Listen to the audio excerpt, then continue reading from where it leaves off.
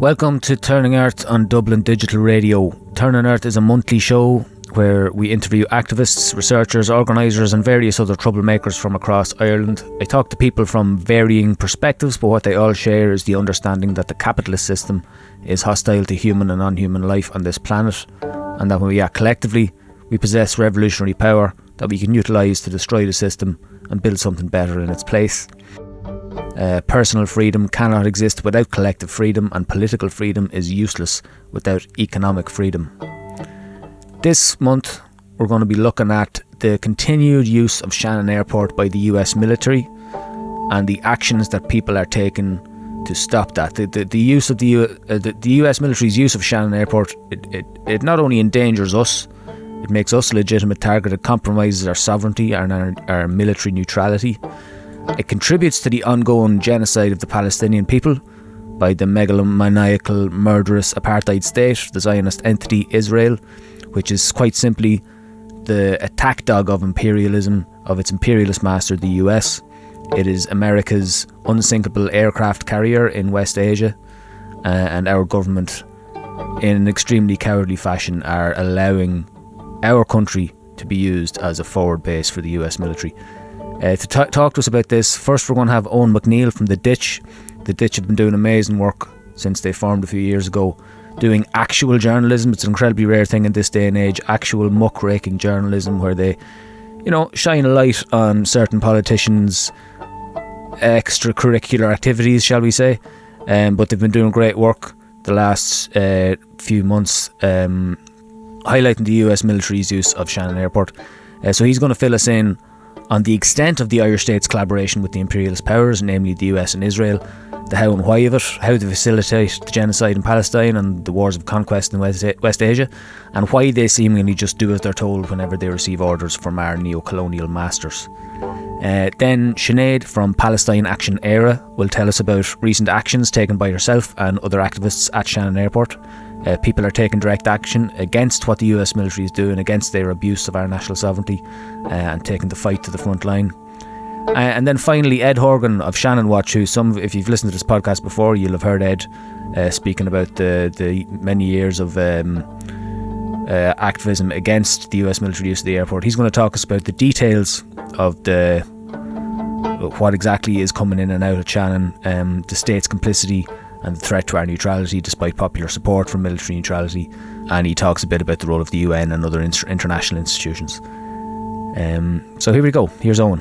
Right, so I'm here in Connolly Books, above Connolly Books in Temple Bar with Owen McNeill from The Ditch.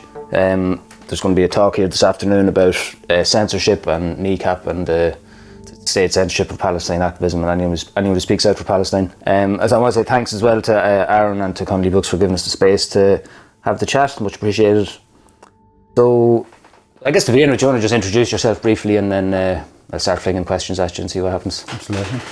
Yeah, so I'm Owen McNeill. I'm one of the co-founders of The Ditch. We've been going for the last 4 years or so. We're a left-wing investigative news and comment site, and certainly over the last year or so, a big focus of ours has been Israel and the Free State's complicity in its ongoing genocide in Gaza.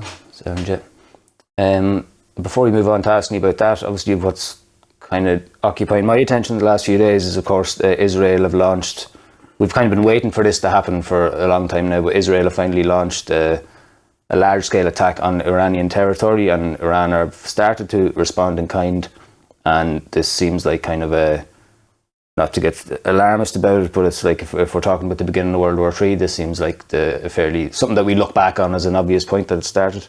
But I know there's a link with Shannon and the recent activity there. Can you talk a bit about that? Sure. So our reporting on Shannon and on the use of Irish airspace, it kind of began about 8 or 9 months or so ago. Look, we would very much say, I was down in Ennis District Courthouse about a month or so ago, and it was an appearance for these activists called the Mayday 3. Absolutely love what they're doing, and one of the activists outside the courthouse said something along the lines of that they're building on the legacy of 20 or so years of Irish anti-war activism, and we would see ourselves in that kind of mold as well. That, you know, this is our contribution, I suppose, that, you know, we have tried to report on Ireland's complicity, the use of our airspace, and the use of Shannon Airport. So over the course of the last 9 months or so, we've reported about major airlines, 9 of which are supposedly under investigation, or at least being engaged with by the Department of Transport, who have been engaged in what we have reported on what we would say are illegal flights, which were carrying munitions of war to Israel for use by the IDF. These flights would have been assisted through Irish airspace by Airnav Ireland, which is a semi-state body. We've also reported on, one of our reports actually did involve actual munitions of war on the ground in Shannon. That particular story was actually, it actually concerned explosives that were actually being brought over to a Russian ally, actually. Right.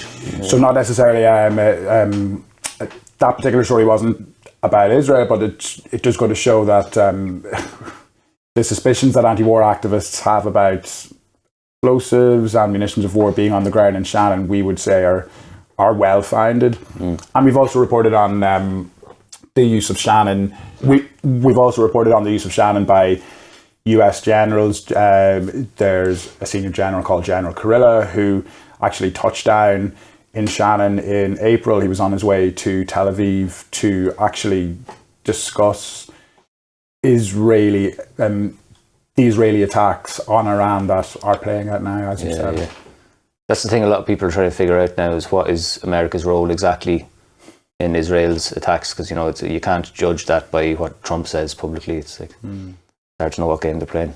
And certainly, yes, you know, on the one hand, you know, there's a reasonably good piece in The Guardian. I'm not a big fan of The Guardian by any stretch, but they were kind of saying that, like, look, these attacks show that whatever kind of level of influence and control that the US was able to exert over Israel is certainly waning. I'm not necessarily sure if I believe that. It's certainly, Trump can distance himself from the attacks, but I mean, look, the material support is ongoing. You know, until there isn't any, you know, an actual cut in funding, like, everything else is just window dressing. As far as I think. Yeah, it's showboating. Yeah. No, that makes a lot of sense, I think. So you've kind of talked about it a bit already, but like, what kind of details would we know about the planes landing, or the planes passing through airspace? Like, where are they going, and what are they transporting, what are they used for? Yeah, so we've published a whole load of reports about these flights. As I said, there are 9 airlines involved. Some really, you know, well-established airlines like Lufthansa, like El Al, which is the Israeli national carrier. FedEx is another one. There's also an Irish airline involved called ASL Airlines, which has offices over in Swords. And these flights are typically going from the east coast of the US, and they are going through Irish airspace, sometimes making a stop. Some of our reports have focused on flights that will stop in Liège Airport in Belgium or Cologne Airport in Germany, and then they'll go on to Israel. Now, we've published stories on a whole range of different weaponry or munitions of war that have been on board. Many of our reports have been about critical components for F-35 fighter jets. Other reports have been about explosive devices, ammunition rounds, ammunition links. And we've also reported on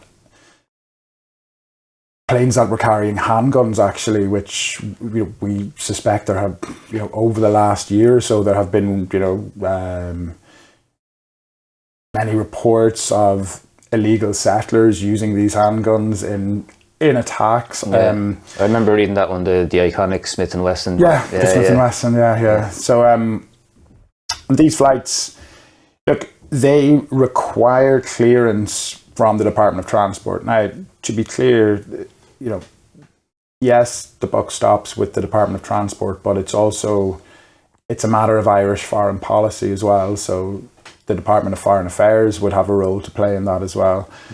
The Department of the Taoiseach as well would also have a role to play in that. And, you know, we carried our first report. It was, as I said, about 9 months or so ago. And as I said, you know, like we do like to think that we're just, you know, building on a tradition of anti-war activism. And I think that, you know, there had been suspicions that these flights were going on for years and years. And my colleague Roman has done incredible work. He actually first got in touch with it's a Belgian NGO that had reported on these flights from a Belgian context. And when Roman looked at these flights, he kind of saw, all right, well, they would have come through Irish territory as well. So spoke to the Belgian NGO, and through that they were very helpful and very willing to share their documentation. And then using that documentation, we then cross-referenced with different publicly and semi-publicly available information, I suppose you'd call it. And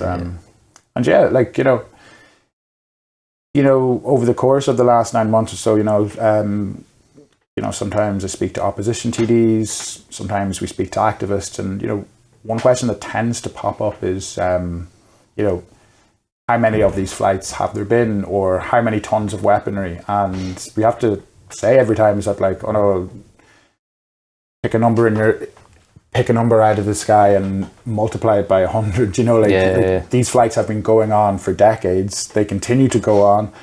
We've only been able to report on, you know, certain time frames or certain airlines, but you can take it for granted that these flights, you know, they're going over our heads right now, you know.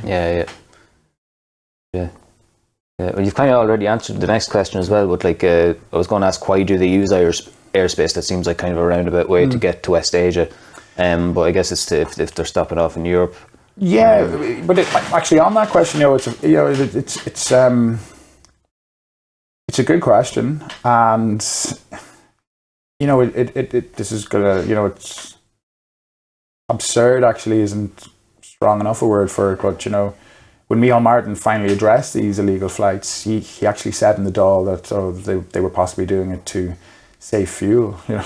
Right. And this is all right. So we're allowing the Free State to be complicit in Israel's genocide because these airlines want to save fuel. That's one, you know, explanation that was thrown out. And there are as well. This is a matter of national sovereignty, right? And you know, this is our territory, and you know, states should be able to, you know, set rules and laws around what is allowed through their territory, right?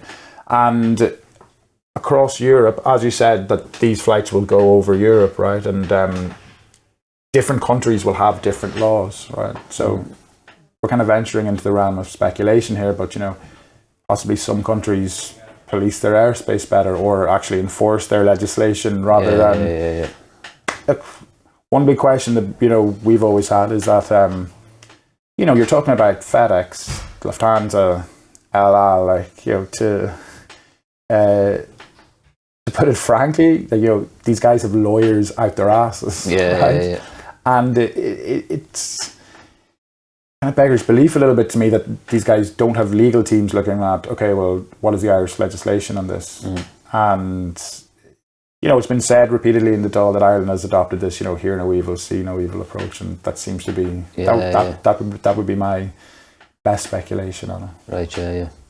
I suppose it's the same question of why do they use Shannon at all, and my perspective on that is that it's just because they can. It's like to remind us who's boss kind of thing. Like, they don't really need to, but it's like, I don't know if that's too abstract or conspiratorial, but that's how it seems to me. It's just like it's the heavy hand on our shoulder kind of reminding us who's in charge. But I mean, look, we're here today to talk about colonial control, and I very much agree that that there are certainly practical reasons for the use of Shannon, but I do think that level of control and kind of saying, you know, like, there's that old propaganda poster. It's a British propaganda poster that said, you know, Ireland, is it Britain's Cuba? Oh yeah. It is that thing of, I do think that there is that thing, even, you know, like when you see you know, members of Sinn Féin taking part in photo opportunities with US presidents. It's to me, I kind of look at that and it's always like implicit is, oh look, we won't be Cuba. If you allow us have our independence, we're not going to be like those guys. Yeah. All right. Just briefly then, like, you mentioned other countries potentially enforcing their laws better. Like, is air navigation law enforceable? Like, can the state actually do that to stop it? I know they're not going to one way or another, but like, what can they actually do? To enforce these laws? To enforce the laws? Well, I mean, there are things that can be done, right? So when we publish these stories, there will be people, saying that, oh well, how do you expect us, do you want us to go and get fighter jets and shoot these out of the sky? And it's like, no, we don't. Like, on a very, very base level, enforcing the legislation that is available to the state. This is going to sound, this would sound so obvious, right? But I mean, as I said, I was down in Ennis District Courthouse. The state is prosecuting activists who have tried to inspect these warplanes. We've actually, it's a very, very simple question. We've asked the guards, are you investigating these airlines? They have broken Irish law. And the guards, God, you go back and forth with the guards sometime. And, it's funny, what they'll say in certain situations and certain instances and, what they won't in others. And, the guards have said that it's not a matter for them, but it is a criminal law matter. Right? Equally, as I said, the Department of Transport is, been putting this on the long finger for quite some time now. Niall Sargent at the Currency, who's also done some great reporting on Irish complicity in the Gaza genocide, he just this week he published a story about how this investigation is still ongoing. It concerns 9 airlines. We have repeatedly given the state evidence of these flights, both before and after they went through Irish airspace. Despite us giving the state this evidence, these flights, same airlines, they just keep on going. Yeah. So very, very simple, very, very simple answers, what can the state do? It can, meaningfully and actually and strongly engage. Engage is actually too mild a term, but you can tell these airlines in no uncertain terms that they will be prosecuted. If they do come through Irish airspace. We did a freedom of information request quite some time ago. One of the airlines involved is called Challenge Airlines, and you do a freedom of information request, and sometimes you get records back, sometimes you won't, but they have to give you a schedule of records where it will outline these are the documents related to your search. Now, the last document was the last email in the exchange between this airline and the Department of Transport. This is after we had reported on illegal flights. The last piece of correspondence was from the airline to the Department of Transport. Now, we didn't get this piece of correspondence. Again, I think it's not idle speculation to suggest that this was the airline saying, we're going to keep doing these flights, So, as you said, look, there are certainly practical measures that the state can take, but this is, I would see it very much as a matter of will and a lack of any real desire to address these things. Yeah. Well, you mentioned earlier that they're being directed through by Irish air traffic control, so that's a very practical thing. They could just not do that. You can. That is certainly when you go through Irish sovereign airspace. This is again. You read some of the stuff in the mainstream about Russian flights that go through Irish controlled airspace, right? And everyone gets very worked up about this. Like, we're not even talking about Irish controlled airspace. This is Irish sovereign airspace, right? Very, very simple level. These flights have to, they have to request permission from our air navigation institution, and our air navigation body has to actually assist these flights through airspace. So, on the one hand, you can say it's easy for us to say this upstairs in Connolly here, but at the same time it is quite simple actually to say no, you know. Yeah, fair enough. You mentioned the mainstream media, and I definitely want to ask you a couple of questions about those people in a minute. But just before that, we've been talking about kind of the Shannon Airport and the flights in particular. But could you outline, because you've done a lot of work as well, highlighting the links between the Irish state, the Israeli state, arms lobbyists, and these companies as well, like the Irish state's investment in Palactioneire and all the rest of it. So could you kind of give a general outline of all of those tentacles and entanglements? You know, it's we published a story this week about Nisha O'Carroll, who is a Fianna Fáil TD. He's on the Government Artificial Intelligence Committee, and we reported about how he holds, it's about €13,000 worth of stock in a company called Gong, which is an AI company, and it was co-founded by two IDF veterans, one of whom, according to his LinkedIn, conducted intelligence work for the IDF, and you know, as with all these things, you know, we asked Nisha for comment, and you know, fair play. Actually, I like Kildare FM; they do good stuff.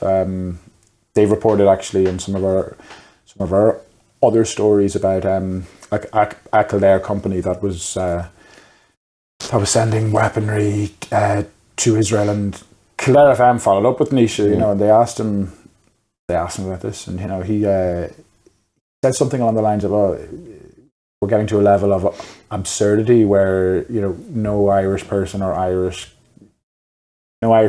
their state can't have any links to, you know, any Israeli company, you know, who's you know, or anyone who's ever in the IDF, right?" And you know, like, and the thing is,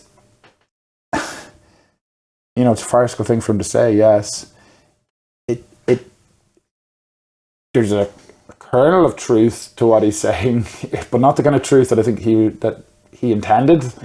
That, look, you know, the Irish state is, you know, deeply embedded into these imperialist structures, colonialist structures, both on a state level and also, you know, when private business like Palantir, I suppose, you know, frequently engage in the work of statecraft, you know. And yeah, like a lot of our reporting over the last while has focused on a recently formed lobby group called the Irish Defence and Security Association. Defence and security, it's all very euphemistic these days. You know? These guys are arms lobbyists, right? And you know, co-founded by a guy called Ben Tonra, very sensible, serious academic. He's a professor of international relations over in UCD. Writes quite frequently in the Irish Times, appears quite regularly on RTE, never bringing up the fact that, you know, he's an arms lobbyist. Right? And he's got, and look, this, and you know, like, they count him on their clients, Lockheed Martin, Saab, and other big name arms manufacturers. And you know, it's strange, and you know, you speak to activists, and activists on the left, it can often, you know, it's a real trial to get any kind of engagement with the state, or, you know, to get the state to move in the direction in which they want to. Whereas you know, recently established arms lobbyist group, incredible access very early on, you know, meetings with the Department of Defence, FaceTime with Simon Coveney very early on, you know. The Irish Examiner has actually quite recently started reporting on them as well, which is great to see. Equally, and their reporting has, you know, it has kind of focused on that, the level of influence it's able to gain quite quickly, and the level of access that it's managed to get, you know, to top levels of state, I suppose. We've also reported on, this was, you know, look, this was after the Daily Mail did those stories about Owen Hayes and his stock in Palantir, and subsequent resignation from the Soc Dems parliamentary party, the Irish Sovereign Wealth Fund basically has a quite significant stock in Palactioneire, which we've been engaging with the fund, and we've been asking, do you still hold the stock? Do you still hold the stock? And they've been quite evasive about that. And just for anyone who doesn't know, can you describe what Palactioneire is, what they do? Palactioneire is, it's like a caricature of an evil company. It's deeply involved in the US surveillance state, provides tech to US police forces. It's absolutely pumped full of military contracts and other surveillance based contracts in the US, and it is it's you can call it a de facto arms manufacturer as well, like given some of its other goods that it manufactures. Right, yeah. Its current CEO is Alex Karp, who again is like a caricature. Western chauvinist would be the very, very polite way of putting what he is. He's a deeply, deeply ideological, deeply political man, very explicitly so, which sometimes can be helpful. Yeah, right. When people show you what they are, but he's very much Team West, right? Yeah, Team Global North. Yeah, and the state have money riding in his company essentially. Yeah. And well, I just know it's 3 o'clock now, and I know you have to do this talk at 5:30, so we better start wrapping up soon. So just before I let you go, can I ask? You mentioned there some examples of the media doing the same work that you do, like you mentioned Kildare FM, Niall Sargent, stuff in the Examiner. But in general, I would say the mainstream media's role been to create the conditions for militarisation, to manufacture consent for further entrenchment in further ties to NATO and the erosion of neutrality. I think that's largely the role they've played. Can you talk about that at all? Yeah, I mean, there's the thing with Irish media is that I think it's like a very obvious thing to say. I think it's unusually conservative, first of all, even relative to the actual people of Ireland. I also think that it is, as far as neutrality and militarization goes, I think when you talk about the Irish mainstream media, you're certainly on a structural level, right? Like, on a personal level, yeah, there are, some people doing some good work, but, the overall net effect on a structural level is, yeah, as you said, that, it's largely,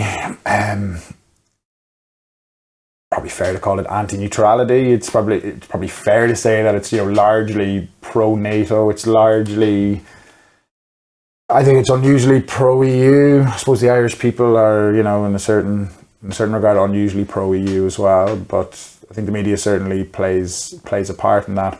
I think, look, on a structural level, these are certainly RTE. These are free state institutions, whose structural purpose. You look at RTE, the best example of it is Section 31, which is, you consider Section 31. We kind of look back at it now, and it seems absurd, and we almost talk about it in kind of comedic terms or farcical terms, but it speaks to the anti-republican free state nature of RTE as an institution, and its legacy. Can you just briefly describe for people what Section 31? Section 31, it's part of the Broadcasting Act that gave government ministers the right to dictate what RTE could and couldn't broadcast, and it was used. It wasn't actually introduced by Conor Cruise O'Brien, but it's most famously associated with him. He made liberal use of it. It was used to ban broadcasts of interviews with the IRA and other Republicans during the conflict. But we only lost Section 31 in a formal sense in the mid-90s. so it's, obviously it's, living memory, very much living memory. But not only that,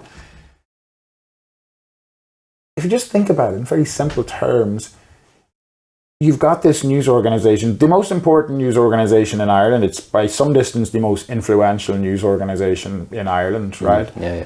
And for this large portion of its history, the state was, very explicitly saying, this is what you can and can't do. And there were some pockets of resistance to it, but by and large, all the journalists there just said, yeah, okay. Which is just kind of wild, really, Yeah.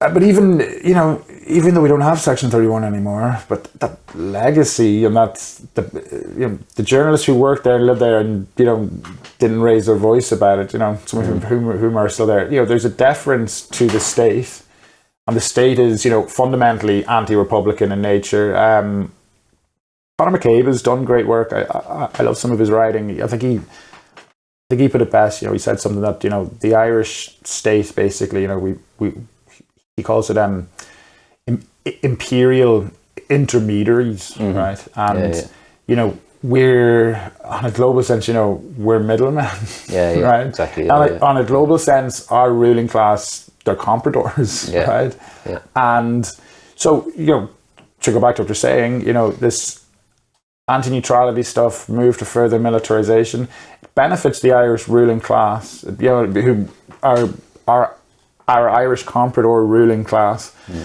and it also benefits. It's also a function of the state where huge industry in Ireland, in tax haven Ireland, is our professional services industry, right?